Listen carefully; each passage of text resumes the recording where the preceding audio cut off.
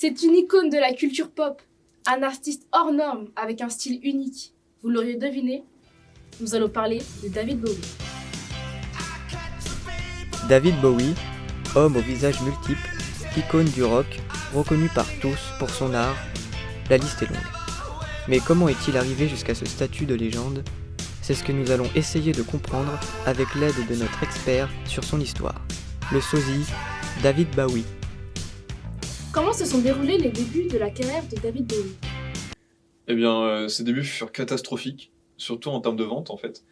Il va enchaîner 4 albums de 69 à 71, et tous vont être des échecs, sauf Space Oddity, qui lui va connaître un bref succès grâce à la mission Apollo 11. Mais c'est aussi pendant cette période qu'il va expérimenter plusieurs styles musicaux, comme au début avec du folk psychédélique et du folk rock. Après, il va plus enchaîner sur un son plus électronique, notamment avec l'utilisation du blues rock et du hard rock. Et il va finir sur un son plutôt pop, avec l'utilisation notable du piano. Pendant cette période, David Bowie va s'inspirer de plusieurs grands noms des années 60 pour concevoir ses albums, comme Bob Dylan, les Velvet Underground, Simon et Garfunkel, ou même Jacques Brel. Bowie va également utiliser les grandes révolutions culturelles et intellectuelles des 60s pour l'infuser dans ses textes.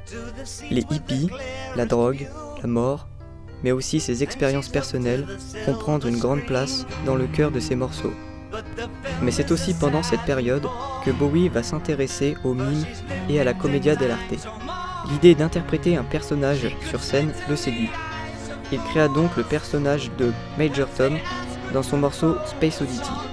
Il représente son alter ego, mais Bowie ne le joue pas sur scène.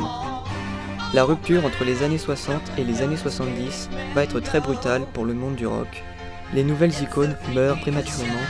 Brian Jones, Janis Joplin, Jimi Hendrix, Jim Morrison et les Beatles se séparent. Mais les années 70 vont être marquées par l'apparition d'une relève qui va prolonger ce sentiment de révolution artistique. Que ce soit dans l'expérimental avec Pink Floyd, des nouvelles sonorités musicales avec Led Zeppelin, et bien sûr David Bowie qui marquera le monde avec son personnage de Ziggy Stardust. Nous sommes le 10 février 1972 et David Bowie, accompagné de son groupe les Spiders from Mars, présente au monde Ziggy Stardust, un extraterrestre descendu sur Terre pour devenir une icône du rock. Quelle a été la réaction du public face à la métamorphose de Bowie ? Eh bien, il y a une vraie césure entre ses débuts et puis cette époque. Le personnage de Ziggy Stardust va vraiment conquérir le cœur des fans, et il va devenir l'idole des jeunes des années 60, et aussi l'idole des homosexuels, puisqu'il va déclarer aux médias qu'il est bisexuel. Et puis le succès va être tellement grandissant que ses fans vont demander la réédition de ses anciens albums qui avaient été un échec à l'époque. Donc pour le bonheur de tous, ces anciens albums vont être enfin aimés par tous. David Bowie a enfin trouvé l'équilibre parfait et ses tournées sont couronnées de succès. Chaque concert est mis en scène de façon théâtrale. C'est pendant cette période que Bowie a conçu un nouveau genre musical, le glam rock, un précurseur du punk rock, un retour à sa spontanéité accompagné d'une image provocante. Son album The Rise and Fall of Ziggy Stardust est classé 5e au Royaume-Uni. Chacun de ses morceaux devient culte. Le monde veut David Bowie. Il poursuit sa carrière en faisant des tournées aux États-Unis et au Japon avec l'apparition notable de nouveaux albums. Ils accompagnent chaque tournée, notamment avec l'album Aladdin Sane, qui représente pour David Bowie Ziggy en Amérique.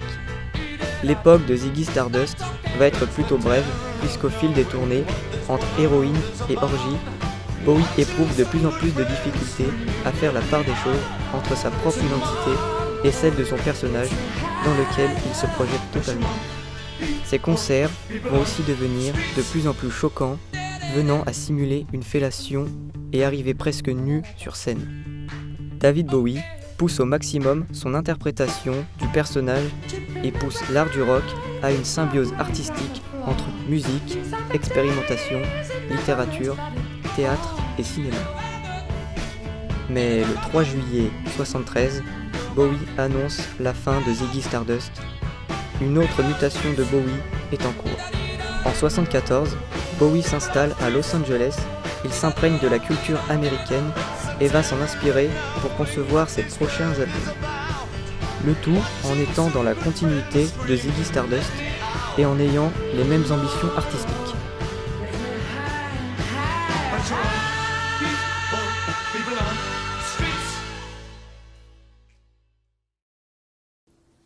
Et comment David Bowie a-t-il continué sa carrière après un succès si rapide et inattendu? Eh bien, il va reprendre les éléments qui avaient fait le succès de Ziggy Stardust. Ses concerts vont être de plus en plus théâtraux. Il va même utiliser plusieurs effets spéciaux lors de ses concerts. Il va concevoir de nouveaux personnages, comme celui d'Halloween Jack.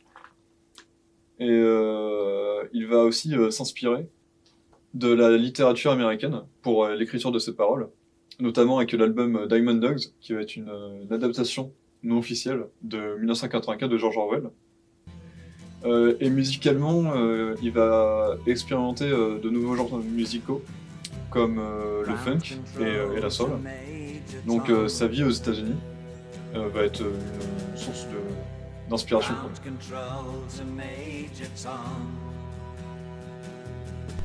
Le succès est encore au rendez-vous. L'album se place numéro 1 des ventes. Malgré ce succès réitéré, David Bowie est victime de son addiction à la cocaïne. Il sombre dans la paranoïa et les délires mystiques sans que sa carrière ne soit touchée. Il continue son avancée dans la soul en publiant son album Young American en collaboration avec John Lennon. Ce tournant musical drastique va rendre sceptiques plusieurs fans de la première heure de Bowie et vont le rejeter. Il a également conçu l'album Station to Station et a créé le personnage du Thin White Duke, personnage inspiré de son rôle au cinéma dans le film L'homme qui est venu d'ailleurs. Pour cet album, il fusionne la soul américaine avec plusieurs inspirations artistiques allemandes, notamment l'expressionnisme allemand, avec une esthétique froide et monochrome. Malgré le succès de ses albums, Bowie essuie une pluie de controverses. Il déclare à la presse qu'un leader fasciste ferait du bien à la Grande-Bretagne et est arrêté à la douane en possession de souvenirs nazis. Il déclare que son comportement erratique est dû à son implication totale dans le personnage du Thin White Duke et de son addiction à la cocaïne. David Bowie ne supporte plus l'atmosphère oppressante de Los Angeles. Il décide donc de migrer en Allemagne, à Berlin-Ouest, en ayant pour but d'arrêter la drogue et de se pencher sur d'autres arts comme la peinture et la photographie.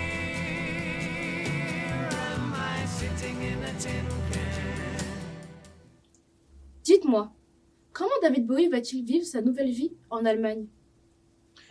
Eh bien, c'est à Berlin qu'il va concevoir ses albums les plus prestigieux.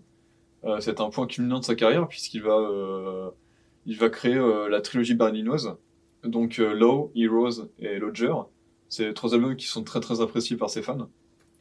Il va s'inspirer du courant krautrock, qui est un style qui vient d'Allemagne, qui est représenté par les groupes Kraftwerk et Can là-bas, à l'époque. Donc il va essayer de mettre la narration de côté pour une écriture un peu plus abstraite.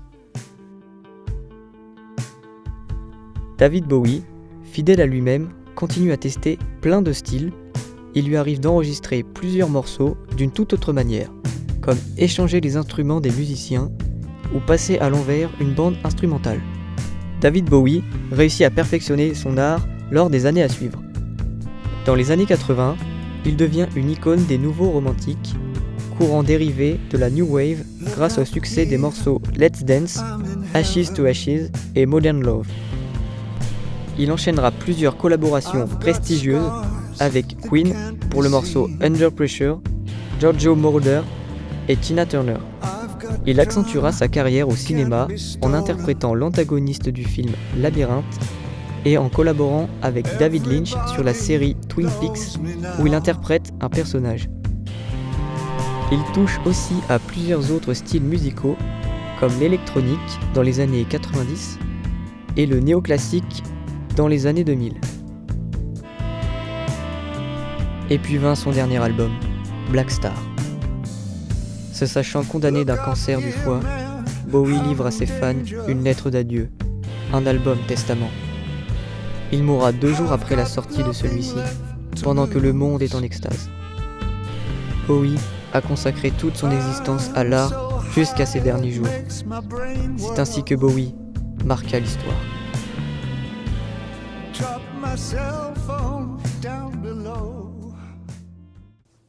Du coup, vous appréciez beaucoup David Bowie. Bah oui. Et depuis quand exercez-vous en tant que sosie? Bien c'est depuis sa mort en 2016. J'ai été très choqué par sa mort puisque j'étais fan avant. Donc j'ai décidé de le remplacer en quelque sorte et de devenir son sosie. Donc je me produis pour certains concerts en France toute l'année.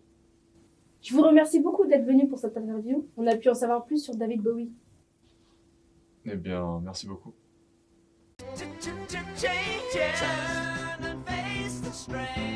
Changes. Don't wanna be a richer man.